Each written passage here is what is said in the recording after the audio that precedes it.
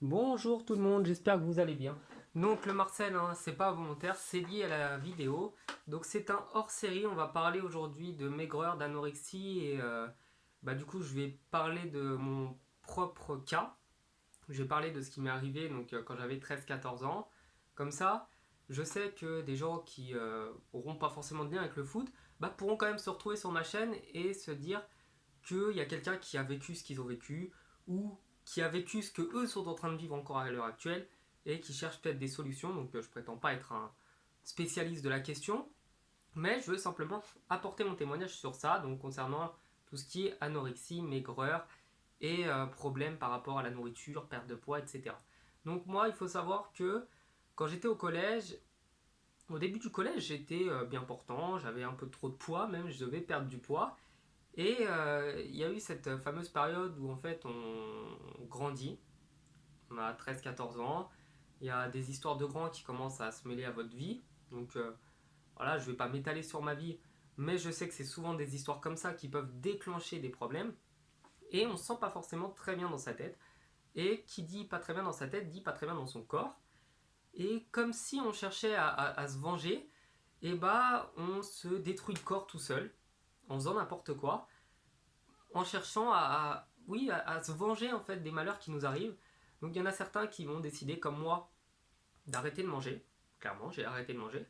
Et il y en a d'autres qui vont, au contraire, se jeter dans la nourriture et grossir, grossir, grossir, grossir, grossir, jusqu'à atteindre un poids d'obésité morbide. Donc il y a le contraire, il y a aussi l'anorexie sévère. Et vous verrez plus tard dans la vidéo que j'y étais. Enfin, pas, c'était pas au point d'être hospitalisé, mais c'était quand même balèze. Et, euh, et du coup, moi en fait, faut savoir que quand j'avais 14 ans, ouais, 14 ans, je suis monté le plus bas que j'ai fait parce que vraiment, je l'ai dit, mais j'ai arrêté de manger. Donc je ne mangeais plus, je me sentais pas bien, j'avais pas envie de manger. À côté, je faisais quand même du sport, donc heureusement, mais dégoût de la nourriture, voir de la nourriture, ça m'écœurait.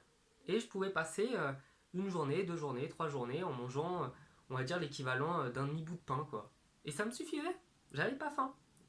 Je faisais du sport, mais j'avais pas faim. Ça me donnait pas envie. Vraiment, écœuré. Et du coup, je me suis retrouvé à faire à l'époque 1m78, donc là je fais 1m80, hein, j'ai pas beaucoup grandi depuis mes 14 ans, avec, tenez-vous bien, 47 kilos à la balance. Et ouais, 47 kilos. Je sais, c'est énorme. Enfin, c'est énorme. Au contraire, ça veut dire que j'avais un IMC, là j'ai fait le calcul, à 14,8. Sachant qu'on décèle une anorexie sévère à partir de 15. Donc j'étais en dessous, j'étais légèrement en dessous, pas totalement dedans, mais quand même.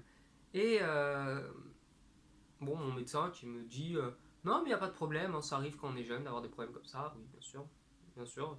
J'ai juste pas envie de manger depuis une semaine. Je perds du poids à vue d'œil. Bon, là, c'est plus le cas, je vais pas vous montrer, hein, en plus, parce qu'on est sur YouTube, faut pas pousser.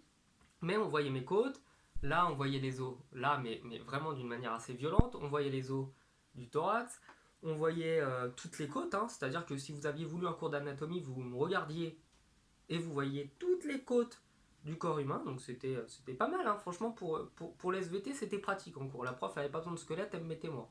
Donc, bref, euh, on va pouvoir passer du coup là, parce que je cherche mes mots un petit peu, à qu'est-ce que j'ai fait du coup pour lutter contre ça. Et je crois que il faut se trouver une activité, un truc qui vous passionne, qui vous redonne goût. Bon, moi c'était pas mon cas, hein, j'étais pas dépressif, mais qui vous redonne goût à la vie, qui vous redonne envie de vous amuser, de voir des gens, de sortir, de bouger, de vous dépenser. Moi, mon cas, ça a été bon, pendant un an j'ai fait de l'aïkido, après j'ai rien fait et après j'ai fait du MMA. Moi ça a été on va dire, une sorte de libération. Parce que de rien faire, c'est très mauvais. Quand vous avez des problèmes au niveau de votre poids, que vous soyez trop gros ou trop maigre, c'est très mauvais. Donc faut trouver du sport, faut se faire un sport. Et moi, en fait, de partir faire du sport, ça m'a permis, en l'équivalent de quoi, on va dire 2 mois, de passer de 53 kilos, parce que j'avais quand même réussi à reprendre, hein, en 2 ans j'avais repris, je faisais 53 kilos, ça m'a permis de monter à 60. Là, je suis toujours bloqué à entre 58 et 60, mais ça m'a permis de reprendre du poids, et tous les problèmes qu'on peut avoir à cause du manque de poids, par exemple des douleurs de dos que j'avais, elles partent. Et moralement, on se sent bien. Parce qu'on sait que tous les lundis, mercredis et puis peut-être le samedi, on va voir des gens, on va rigoler, on va se bouger, on va... Vous voyez ce que je veux dire, on va se donner à fond. Et moi, ça m'a permis de prendre du poids. Et je me rends compte qu'en 6 ans, en l'équivalent de 6 ans, donc entre mes 15 ans et mes 21 ans, j'ai quand même pris 13 kilos. Pour quelqu'un de très maigre comme moi et qui a tendance à perdre, c'est quand même beaucoup. Et en plus, moralement, je me sentais mieux. Et physiquement, je me sentais mieux. Donc là, comme vous le voyez, je suis toujours pas... je vais pas aller faire Mister Monde, Mister Bodybuilder 2018. Mais je me sens quand même mieux. Je suis moins maigre. Même là, au niveau des pommettes, parce que ça, j'en ai pas parlé, mais on voyait mes pommettes. J'avais le visage creusé et l'air maladif. Donc voilà. Bon, bah je sais pas trop si ce témoignage va être cohérent, si pour vous ça semble clair, mais pour moi ça l'est. Donc voilà, les conseils pour résumer, trouvez-vous un sport à faire, parlez-en si vous avez personne à qui en parler, vous laissez pas abattre, et dites-vous que quoi qu'il arrive dans la vie, il y a toujours des gens qui ont pire que vous, et que par rapport à eux, par rapport à ces gens qui souffrent mais qui se plaignent pas, forcez-vous à aller bien. C'est un état d'esprit de se sentir bien, et si on se rappelle qu'il y a des gens qui ont moins de choses que nous, qui sont moins heureux que nous, vous verrez qu'on ira beaucoup mieux. Bon, voilà. Donc comme d'habitude, j'ai la flemme de faire des cuts, c'est bon, ça c'est pas pour moi les cuts. Donc vous pouvez vous abonner, mettre un commentaire, c'est surtout les commentaires moi qui m'intéressent. Donc que vous me disiez comment vous en êtes sorti, est-ce que vous êtes toujours dans ce cas-là, est-ce que vous avez des problèmes, n'hésitez pas à m'en parler parce que je connais votre situation, je sais ce que vous avez vécu, je l'ai vécu avant vous. Et puis je vous dis à la prochaine, ciao.